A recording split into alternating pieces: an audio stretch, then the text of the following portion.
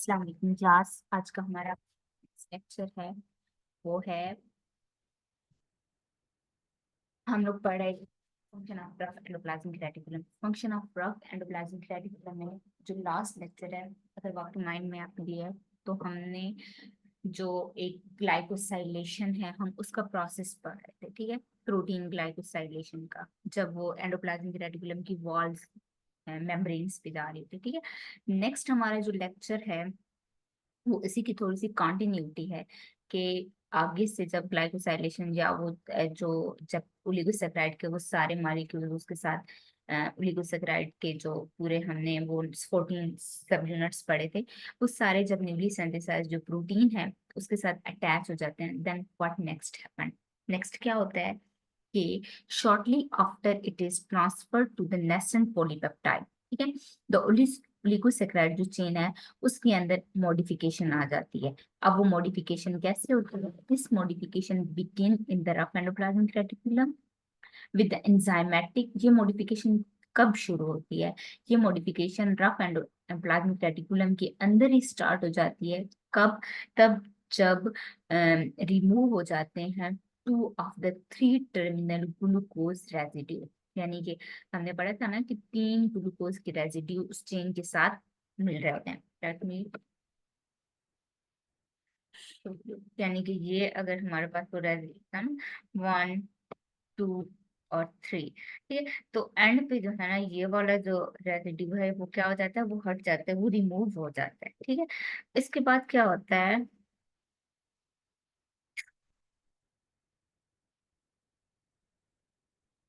This sets the stage of an important event in the life of a newly synthesized glycoprotein, in which it is screened by a system of quality control, ठीक है, that determine whether it is to fit to move on to the next compartment of the biosynthetic pathway। यानी कि जब newly synthesized nascent polypeptide होती है उसके साथ oligosaccharide की चेन होती है, उसके अंदर मॉडिफिकेशन होती है। उस ओलिगोसैकेराइड का जो एक टर्मिनल ग्लूकोज का है ना वो रिमूव हो जाता है। ये जो है ना जब एक टर्मिनल रिमूव होता है तो फिर क्या होता है कि ग्लाइकोप्रोटीन की जो न्यूली सिंथेसाइज्ड चेन है उसको एक क्वालिटी कंट्रोल सिस्टम है जो एंडोप्लाज्मिक रेटिकुलम की मेम्ब्रेन के अंदर, ये वो ये डिटरमाइन करता है कि वो आगे जो प्रोसेस है वो सिंथेटिक प्रोसेस है उसमें आगे मूव करना चाहिए या नहीं करना चाहिए। To begin with this screening, ये मतलब कि वो जो न्यूली सिंथेसाइज प्रोटीन है उसके अंदर स्क्रीनिंग प्रोसेस चल पड़ता है। Each glycoprotein which at this stage, इसके अंदर क्या मौजूद होता है? रिमेनिंग एक ग्लूकोज मौजूद होता है। वो एक ग्लूकोज किसके साथ बाइंड हो जाता है? एंडोप्लाज्मिक चैपिरॉन के साथ। एंडोप्लाज्मिक चैपिरॉन क्या है? जो चैपिरॉन है वो क्या है? चैपिरॉन एंडोप्लाज्मिक चैपिरॉन टाइप ऑफ प्रोटीन है जो कि एक क्रूशियल रोल प्ले करते हैं प्रोटीन की फोल्डिंग में और प्रोटीन की मैचुरेशन में एंडोप्लाज्मिक रेटिकुलम के अंदर। चैपिरॉन वो मॉलिक्यूल हैं जो कि प्रोटीन को फोल्ड में मिस फोल्डिंग में अवॉइड करते हैं और उसको कम्प्लेक्सेस प्रोटीन कम्प्लेक्सेस में जाने की तरफ हेल्प करते हैं। रिमूवल ऑफ, जब रिमेनिंग एक ग्लूकोज होता है, ग्लूकोज रिमूव हो जाता है ग्लूकोज ग्लूकोसाइडेज एंजाइम से, ये क्या करता है कि ग्लाइकोप्रोटीन को चैपिरॉन से रिमूव कर देता है। ठीक है, मतलब कि चैपिरॉन के मॉलिक्यूल जो है ना, अगर रिमेनिंग एक दो तीन ग्लूकोज के एटम्स होते हैं ना, मॉलिक्यूल्स होते हैं सॉरी, तीन में से दो निकलते हैं तो जो एक रह जाता है वो एक एटम एक मॉलिक्यूल जो है ना वो चैपिरॉन के साथ अटैच हो जाता है। अगर वो एक रिमेनिंग ग्लूकोज मॉलिक्यूल भी यहाँ से चैपिरॉन से हट जाएगा तो इस रिमेनिंग ग्लूकोज भी अगर हट जाएगा उस चेन लेंथ से, तो जो ग्लाइकोप्रोटीन है जिसके ऊपर ग्लाइकोसैपिरॉन की जो मॉलिक्यूल है इसने मजीद आगे से उसकी बात सिंथेटिक में हेल्प करनी है, वहां से वो आगे चला जाएगा, मतलब कि वो रिमूव हो जाएगा वहां से। अब क्या होगा कि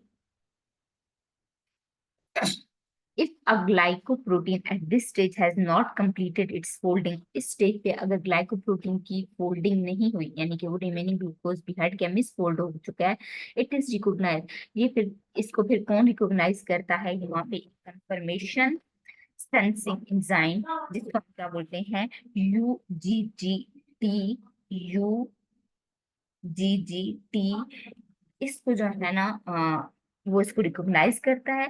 ये यूजीजीटी क्या इसका बेसिकली क्या है, यूजीजीटी यूडीपी ग्लूकोज ग्लाइकोजन ग्लूकोसाइल ट्रांसफरेज, ये एक एंजाइम है जो कि एक क्रूशियल रोल प्ले करता है इन protein quality control endoplasmic reticulum के अंदर। It is a soluble enzyme जो कि कैटलाइज करता है ग्लूकोज की मूवमेंट यूडीपी से ग्लूकोज के अंदर, जो पिछले लेक्चर में मैंने आपको बताई है। ठीक है, ये एक चैपेरॉन के तौर पे भी एक्ट करता है, फोल्डिंग सेंसर भी है, ये एक ग्लूकोसाइल ट्रांसफरेज एंजाइम भी है। ठीक है, ये बेसिकली एक एंजाइम ये क्या करता है कि एक ऐड करता है एक सिंगल ग्लूकोज रेसिड्यू उस, जो हमारे पास, let me show you like this.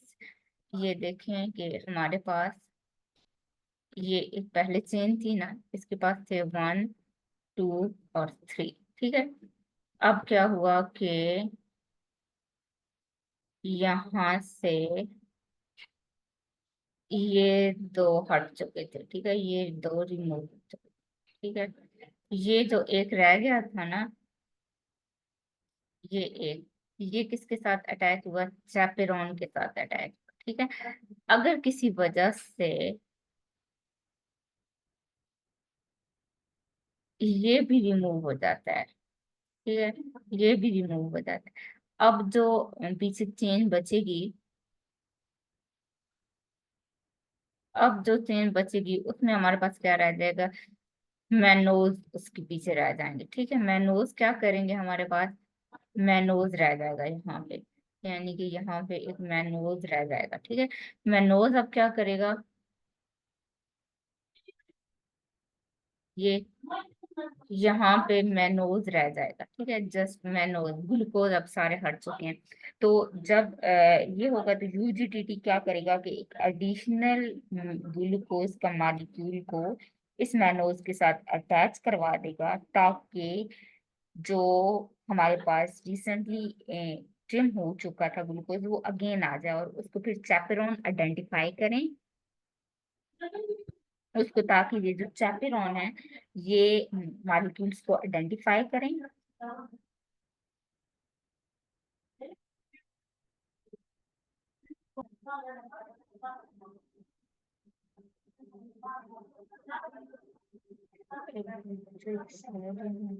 अटक गई है। ओके, वंस ग्लूकोज रेजिड्यू को अगेन से ऐड किया जाएगा, टैग किया जाएगा, तो जो ग्लाइकोप्रोटीन होते हैं उनको सेम जो ईआर की चैपेरॉन है वो उनको आइडेंटिफाई करेंगे, और इनको आइडेंटिफाई के बाद प्रोटीन को अनदर चांस मिलेगा कि वो प्रॉपरली फोल्ड हो चुके, जो उस ग्लूकोज की हटने से दोबारा से मिस फोल्ड हुई थी। After a period of time and chaperone, जब ऐड ग्लूकोज के ऐड हुआ और उसको चैपेरॉन के साथ मिला है, तो उसने एक कंफर्मेशन सेंसिंग एंजाइम इसको चेक करेगा अगेन कि ये इसने प्रॉपर 3 डायमेंशनल स्ट्रक्चर अचीव किया है कि नहीं। If it is still partially misfolded और मिसफोल्डेड अनफोल्डेड, जब मिसफोल्डेड होगी अनदर रेजिड्यू जो है ना वो इसको ऐड किया जाएगा, प्रोसेस को रिपीट किया जाएगा अनटिल जब तक ये प्रॉपरली फोल्डेड नहीं हो जाती और अपने अगेन वे में जो है ना वो नहीं जाती। अगर ये हम इसकी जो फोल्डिंग है वो अचीव नहीं कर सकते तो ये प्रोटीन मिस फोल्ड होके डिस्ट्रॉय हो जाएगी। स्टडीज ये सजेस्ट करती हैं कि जो डिसीजन है to destroy the defective protein ये कब बिगिन होता है, कि एक स्लो एक्टिंग एंजाइम है ईआर रफ एंडोप्लाज्मिक रेटिकुलम के अंदर के ऊपर, उसकी वजह से होता है, that trims the mannose residue. ये अब क्या करता है कि अगर जो जो ग्लूकोज मॉलिक्यूल है उन्होंने आगे जाके मजीद फोल्डिंग नहीं हुई ग्लूकोज, तो यहाँ पे देखें पहले ग्लूकोज के मॉलिक्यूल थे ना, इनको मैं अब ये ब्लू कलर से कर रही हूँ आइडेंटिफाई, और ये जो मेरे पास हैं इनको मैं इस कलर से पिंक कलर से कर रही हूँ। ठीक है, मैं नोज पिंक कलर से कर रही हूँ। ठीक है, ये मैं नोज है, 5 मैनोज होते हैं ना, तो ये अगर 3 ग्लूकोज के मॉलिक्यूल ने अपना काम नहीं किया तो फिर क्या होगा, इस मॉलिक्यूल ने डिस्ट्रॉय होना है, तो ये जो पिंक मैनोज है यहाँ से ये इसकी डिस्ट्रक्शन होना स्टार्ट हो जाएगी, ताकि मैनोज भी हटे और प्रोटीन जो है ना वो मिसलीडिंग या मिसफोल्डिंग की तरफ चली जाए। That can the mannose residue जो एक्सपोज्ड होगा glucosaccharide of the protein that has been in the air, जो एक्सटेंडेड उसका पीरियड टाइम होगा या एक्सटेंडेड पोर्शन होगा वहां से। वन और more of these mannose residue जब रिमूव हो जाएंगे, द प्रोटीन जो है ना वो नॉर्मल रिसाइकल प्रोटीन जो है ना वो मजीद इसको हम रिसाइकल नहीं कर सकेंगे और ये फिर डिग्रेडेशन की तरफ होगी। जब तक मैनोज रेजिड्यू रहेंगे तब तक जो है ना वो उसके अंदर ग्लूकोज का एक एडिशनल मॉलिक्यूल ऐड होता रहेगा और ये समझा जाता रहेगा कि ये अब जो प्रोटीन है ये फोल्डिंग की तरफ जा सकती है। नेक्स्ट क्या होगा, मैकेनिज्म डेट इंश्योर, यहाँ तक ठीक है। तो ये हमारे पास जो प्रोसेस था ये समझ आ। नेक्स्ट हमारे पास है वो मैकेनिज्म जो इंश्योर करता है कि ये जो हमारे पास प्रोटीन है ये डिस्ट्रॉय हो गई है या मिसफोल्डेड प्रोटीन जो यहाँ तक अगर ये इसने डिग्रेड होना है तो इसको भी आगे से क्या करेगा, कौन रिकॉग्नाइज करेगा। We have just seen how proteins that fail to the fold उसको ईआर के जो एंजाइम्स होते हैं वो डिटेक्ट कर लेते हैं और भी डिटेक्ट कर उनमें से मैनोज जो रेजिड्यू है उनको एक्सट्रैक्ट करना स्टार्ट कर देते हैं। It was surprised to discover that misfolded proteins are not destroyed in the endoplasmic reticulum। ये भी सरप्राइज है कि जो मिसफोल्डेड प्रोटीन है वो ईआर के अंदर जाके डिस्ट्रॉय नहीं होती बट इंस्टेड वो किस में ट्रांसपोर्ट आ जाती है, साइटोसोल के अंदर। किस प्रोसेस में, डिसलोकेशन, यानी कि साइटोसोल यानी कि सेल का जो साइटोप्लाज्म है वहां पे चली जाती है और वहां पे जाके डिसलोकेट होती है। दिस प्रिसाइज मैकेनिज्म डिसलोकेशन कैसे होती है वो अभी तक भी क्लियर नहीं है, वो डिबेट के अंदर है कि कैसे जाके प्रोटीन जो है ना वो डिसलोकेट होती है। वंस इन द साइटोसोल, जब एक दफा साइटोसोल के अंदर जाती है तो ग्लूकोसैकराइड चेन जो है ना वो उसकी रिमूव हो जाती है पूरी की पूरी, जो उसने ग्लाइकोसाइलेशन की हो जाती है। बिकॉज ग्लाइकोसाइलेशन होती है इसलिए है कि जो साइटोसोल के अंदर या साइटोप्लाज्म के अंदर जो एंजाइम्स होते हैं, प्रोटीएज एंजाइम्स होते हैं, वो उसको डिस्ट्रॉय ना कर सकें। तो जैसे ही प्रोटीन उसके अंदर जाती है तो वहां पे जाके वो मिसफोल्ड हो जाती है, तो ग्लूकोसेक्राइड के मॉलिक्यूल हट जाते हैं। अब प्रोटीन जो है ना जितने भी उसके अंदर प्रोटियोसोम एंजाइम है या प्रोटीएज एंजाइम है उनसे अब वो एक्सपोज हो चुकी है। अब जब वो इनसे एक्सपोज हो चुकी है तो misfolded proteins are destroyed in proteasome. Misfolded protein जो है ना वो प्रोटियोसोम में जो है ना वो डिस्ट्रॉयड हो जाती हैं। दिस प्रोसेस, इसको हम क्या बोलते हैं, एंडोप्लाज्मिक रेटिकुलम एसोसिएटेड डिग्रेडेशन। ये इंश्योर करता है कि प्रोटीन जो कि ट्रांसपोर्ट नहीं हुई दूसरे पार्ट ऑफ सेल्स में वो डिस्ट्रॉय हो सकें, बट इसकी जो डिस्ट्रिक्शन है इसके कभी कभी जो है ना वो नेगेटिव कंसिक्वेंस भी हो सकते हैं। ओवर जो हमारे पास 60 ह्यूमन डिजीजेज हैं जिनके अंदर सिस्टिक फिब्रोसिस है, वो किसकी वजह से होता है, वो ERAD पाथवे, यानी कि जब प्रोटीन डिग्रेड हो रही होती है ना तो इसकी पाथवे में जब कभी कुछ गलती हो जाती है या इसका पाथवे, इसका जो पाथवे है वो खराब हो, इसमें हो जाता है। इन मोस्ट पेशेंट जो सिस्टिक फाइब्रोसिस के होते हैं, जो प्लाज्मा मेम्ब्रेन होती है उनकी एपिथेलियल सेल्स की, उनके अंदर एक एबनॉर्मल प्रोटीन इनकोड हो जाती है सिस्टिक फाइब्रोसिस जीन्स की वजह से। इन केसेस में क्या होता है कि एक म्यूटेंट प्रोटीन होती है वो फंक्शनल हो जाती है if allowed sufficient time to fold. अगर उसको एक सफिशिएंट टाइम दिया जाए तो एक म्यूटेंट प्रोटीन जो है ना वो क्या हो जाती है कि फंक्शनल हो जाती है। Is destroy bye quality control process, ये डिस्ट्रॉय हो जाती है क्वालिटी कंट्रोल प्रोसेस में एंडोप्लाज्मिक रेटिकुलम के, और फिर वो सरफेस जो सेल का सरफेस है वहां पे वो रीच नहीं कर पाती। Under certain circumstances misfolded protein जो can be generated, misfolded protein जो कि ईआर के अंदर जनरेट होती हैं फास्टर रेट पे होती हैं देन वो एक्सपोर्ट हो रही होती हैं साइटोप्लाज्म के अंदर। इन अकोमुलेशन जो मिसफोल्डेड प्रोटीन की है ये पोटेंशियली लीथल हो जाती है, ये ट्रिगर कर जाती है plan of action within the cell. इनको अनफोल्डेड प्रोटीन रिस्पॉन्स कहते हैं। The ER contain endoplasmic reticulum के अंदर प्रोटीन सेंसर्स होते हैं जो कि कंसंट्रेशन इनको मेजर कर रहे होते हैं, इनके अंदर भी और इनकी जो ल्यूमन है उसके सरफेस के ऊपर भी और बेसिकली उसकी जो ल्यूमन है उसके ऊपर भी। अकॉर्डिंग टू प्रिवेलिंग जो मॉडल है, अभी मैं आपको ना ग्रुप में भेजूंगी इसकी एक फिगर, वो यहाँ पे मैंने नहीं बनाई, उसको मैं एक्सप्लेन करूंगी। Sensor are normally kept active state by molecular chaperone, particularly हमारे पास कौन से होते हैं, B molecular chaperone, basic particular chaperone किसमें हेल्प करते हैं, इसमें बाइंडिंग में हेल्प करते हैं, ठीक है। तो BIP क्या है, बाइंडिंग प्रोटीन है। मॉलिक्यूलर चैपेरॉन है जो कि क्रूशियल रोल प्ले करते हैं प्रोटीन की फोल्डिंग में, असेंबली में।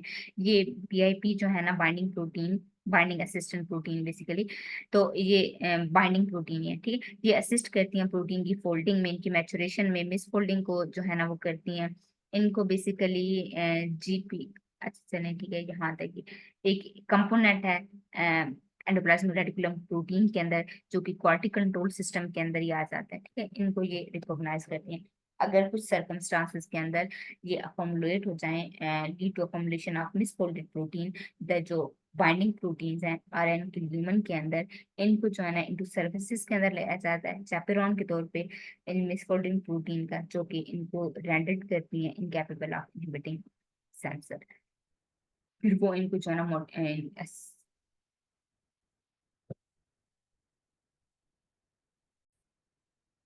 सर्कमस्टांसेस में अगर ये अकोमोडेट हो जाए प्रोटीन, तो जो बाइंडिंग प्रोटीन है उनको ईआर के ह्यूमन के अंदर लेके आया जाता है चैपेरॉन के तौर पे मिसफोल्डेड प्रोटीन के पास, ताकि वो क्या कर सकें, वो अनएबल हो मतलब कि प्रिवेंट कर सकें सेंसर, कोई भी अगर इन प्रोटीन का सेंसर है उसको एक्टिवेट होने से इनहिबिट कर सकें। तो यहाँ तक था हमारा ये वाला लेक्चर, तो पढ़िएगा और इसको देखिएगा।